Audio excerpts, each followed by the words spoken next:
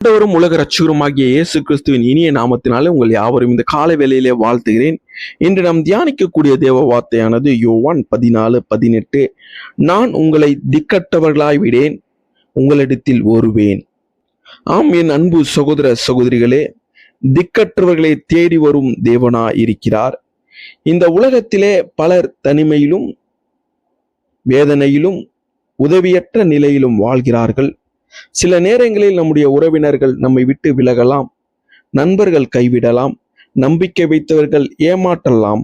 ஆனால் இயேசு கிறிஸ்து மட்டுமே ஒருபோதும் நம்மை திக்கற்றவர்களாய் விடமாட்டேன் என்று வாக்களித்திருக்கிறார்.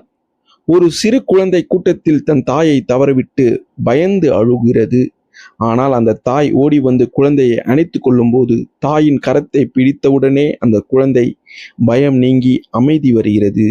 அதுபோலவே என் அன்பு சகோதரனே, வாழ்க்கையில் கூட்ட நெரிசலில் நாம் வழி தவறி மனமுடைந்து பயத்தோடு இருந்தாலும் ஆண்டவர் நம்மை தேடி வந்து நமக்கு சமாதானத்தை நிரப்ப வல்லவராயிருக்கிறார்.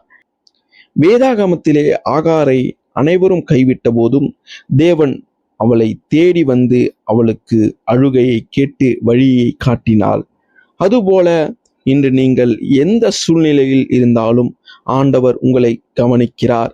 அவர் உங்களை தனியாக விட மாட்டார். இன்று உங்கள் வாழ்க்கையில் எனக்கு யாரும் இல்லை என்று நினைத்தாலும் இயேசு உங்களோடு இருக்கிறார். என் பிரச்சனைகளுக்கு முடிவில்லையா என்று நினைத்தாலும் அவர் உங்களிடத்தில் வருகிறார். நான் தனிமையாக இருக்கிறேன் என்று நினைத்தாலும் அவருடைய பிரசன்னம் உங்களை ஆறுதல் படுத்தும். என் அன்பானவர்களே, நாம் ஜெபிப்போம்.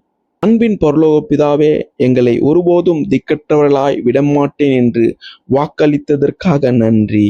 இன்று எங்களையும் எங்கள் குடும்பத்தையும் வேலையிலும் வாழ்க்கையிலும் எந்த சூழ்நிலைகளிலும் உமது பிரசன்னம் எங்களோடு இருப்பதாக. பயத்தை நீக்கி நம்பிக்கையும் சமாதானத்தையும் தாரும். இயேசுவின் நாமத்தில் ஜெபிக்கிறோம், ஆமேன். மனிதர்கள் கைவிட்டாலும் இயேசு கிறிஸ்து ஒருபோதும் கைவிட மாட்டார். அவர் நம்மிடத்தில் வந்து நம்மை வழிநடத்துவார். இயேசு உங்களை நேசிக்கிறார். God bless you.